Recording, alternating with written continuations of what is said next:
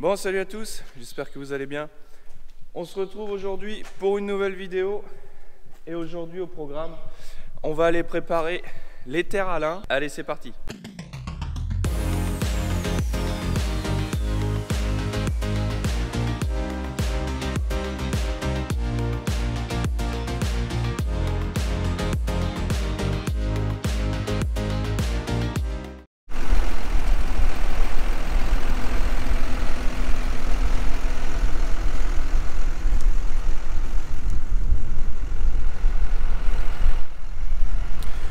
Voilà, on est sur le début de la parcelle, donc ça permet de voir un petit peu ce que ça donne. Donc alors, le Marksem à l'avant, enfin l'ancien Marksem qui est devenu un tasse avant. Donc en fait c'était un outil, le rouleau packer était de l'autre côté, les dents étaient tournées dans l'autre sens. Et en fait ça servait, on mettait à l'époque il y avait un sulky Reguline SPI, donc une trémie en 4 mètres avec la trémie du semoir était à l'arrière. Donc en fait cet outil là servait en cas où la herse rotative il y avait de la casse dessus. Donc ça a dû servir une ou deux fois mais c'est tout. Donc en fait du fait que ça ne servait plus du tout, parce que maintenant on est passé avec une trémie frontale et puis un combiné de 5 mètres, on a décidé de le mettre en tasse avant. Donc en fait l'objectif de cet outil quand on travaille sur la bourre, c'est de préparer uniquement le passage du tracteur. Ça va commencer à faire un petit affinage de terre avec les 3 rangées de dents qui sont serrées. Donc 3 rangées de dents, 1, 2, 3. Donc déjà les mottes vont commencer à se balader entre les dents. Ensuite derrière on a le vieux vibroculteur John Deere. Donc ça c'est un machin qui a de la bouteille, que j'aurais bien aimé voir à l'époque quand il était plus vaillant que ce qu'il est aujourd'hui. Mais il fait le boulot, c'est le principal. Donc là il y a 1, 2, 3, 4 rangées de dents, si je dis pas de bêtises. Ouais c'est ça, 4 rangées de dents assez serrées. Donc en fait les mottes passent à droite et à gauche. Et puis le fait que la dent de vibro soit ultra vibrante, ça vibre le sol et ça peut émietter pas mal. Donc là en fait le phénomène qu'on a derrière, on va regarder un petit peu le travail que ça fait. Donc on voit le Marksem à l'avant, le tasse avant, qui travaille que sur 4 mètres et le vibro sur 6 mètres. Et bien tout de suite on voit bien que le boulot est pas du tout pareil. Ici il y a la limite quoi, il y a vraiment la limite de l'outil à l'avant et juste le vibro derrière. Mais bon, ces mottes là, tout ça, ça m'inquiète pas plus que ça, parce que derrière à la rotative, ça va casser. Et de toute façon là, je sais pas si vous voyez au loin, juste derrière le Sicer, mon patron me suit avec les rouleaux Cambridge. Bon, dans cette terre là, il peut rouler tout de suite derrière, il n'y a pas de danger que ça fasse une croûte derrière ou qu'il y ait de la motte, parce que ça fait de la fine. Mais dans tous les cas, on voit bien les 2 mètres de passage entre les deux. Comme l'outil à l'avant fait 4 mètres et l'outil à l'arrière fait 6 mètres, il y a 1 mètre de chaque côté qui n'est pas travaillé pareil. Mais quand vous verrez le SMI, on verra pas la différence. Nous voilà en cabine. Donc là c'est pas compliqué, je gère avec le relevage avant, avec mon distributeur 1, je gère le relevage avant. Donc le Marksem, j'appelle ça un Marksem, il faut que j'appelle ça un tasse avant maintenant. Donc le tasse avant, donc lui je le gère avec le numéro 1, le distributeur numéro 1 en hydraulique. Donc j'ai mis le vibroculteur sur l'e-tech, comme ça ces 2 boutons sont côte-côte. Et puis c'est assez rapide à mettre en œuvre quoi. Donc derrière moi la parcelle, la fameuse parcelle des terres noires, donc celle-là je l'ai déjà faite. Je vous l'ai pas filmé parce que justement il y a mon patron qui me colle au train, donc moi j'ai que 6 mètres, lui il a 9 mètres 50, il turbine quand même pas mal. Donc il faut quand même que j'alimente les Cambridge pour pas qu'il ait trop à attendre. Donc j'ai pas trop le temps de filmer, donc j'ai déjà fait une parcelle. Je vais essayer de vous faire des images au drone dans celle-ci. Et puis on retournera dehors, voir un petit peu le boulot que les rouleaux auront fait derrière le passage du vibroculteur et du tasse avant.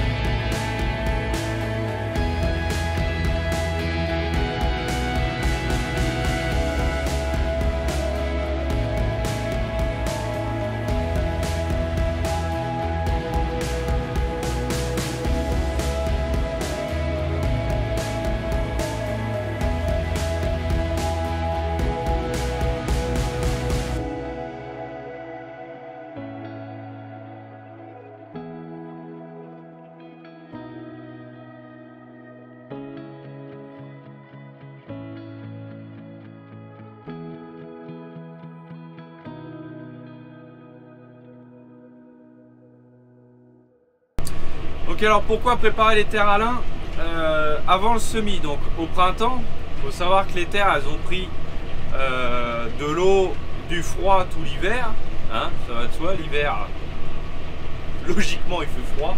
C'est vrai que depuis quelques années on n'a plus trop d'hiver froid. Donc le but en fait d'ouvrir, c'est déjà premièrement de réchauffer la terre. Et deuxièmement, d'essayer d'affiner au maximum tout de suite le lit de semence pour pouvoir passer derrière avec la rotative, la faire travailler légèrement sur le dessus pour éclater le restant de motte qu'il peut y avoir. Car l'objectif ici, c'est de semer du lin fibre de printemps. Cette année, là on est le 25 mars. Donc en fait, on va semer quasiment dans la foulée. Parce que là, il commence à ne plus y avoir d'eau. On croise les doigts pour que la semaine prochaine on ait un petit peu d'eau en milieu de semaine. C'est pour ça qu'on a décidé de lancer un petit peu les chantiers de préparation de sol et de semis.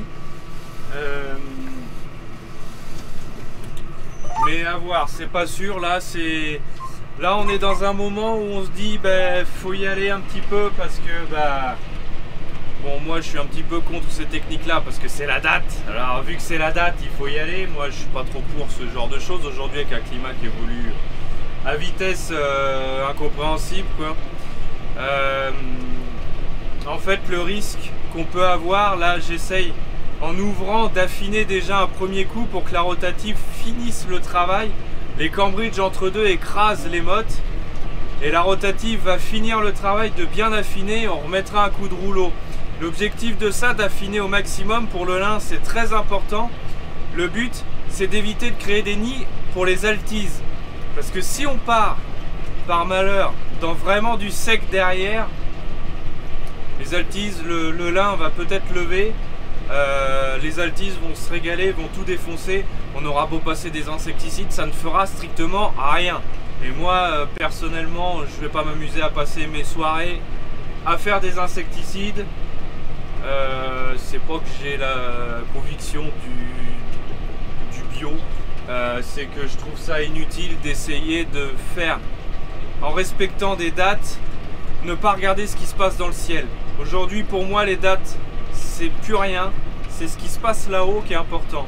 C'est la météo qui importe. Là comme vous voyez ça fait une poussière terrible, ça montre que c'est bien sec, c'est quand même frais en dessous.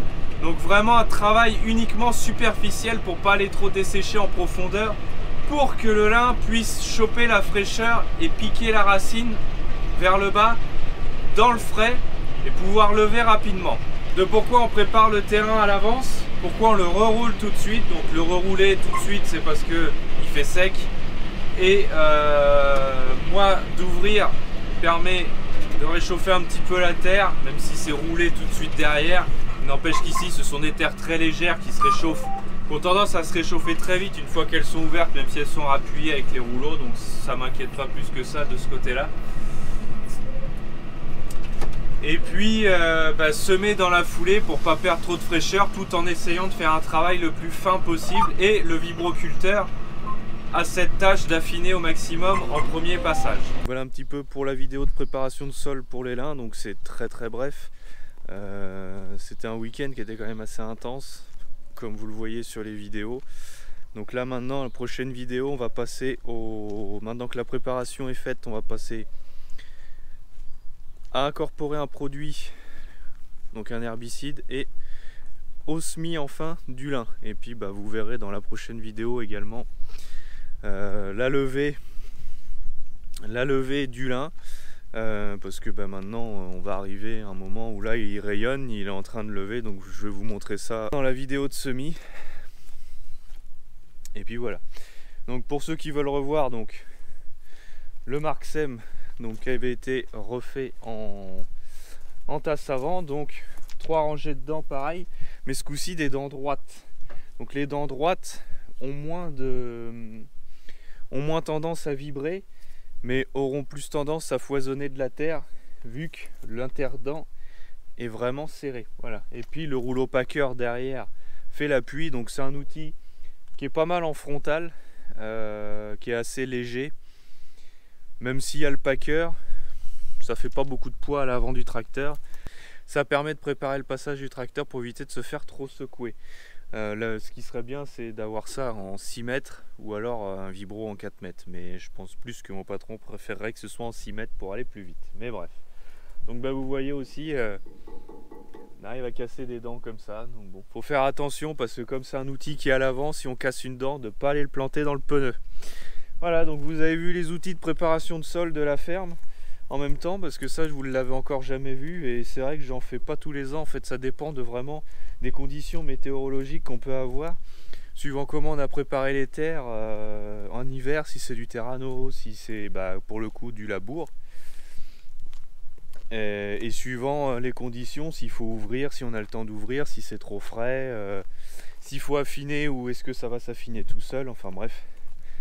Voilà, donc n'oubliez pas de vous abonner, de liker, de partager, de commenter si vous avez des questions. J'essaierai d'y répondre au mieux comme d'hab. Puis moi je vous dis au plus tôt la semaine prochaine, ou au plus tard dans 2 semaines jeudi à 18 h, où il y aura un risque de décalage. Je sais pas encore comment que ça va tomber. Voilà, allez, à la prochaine, salut.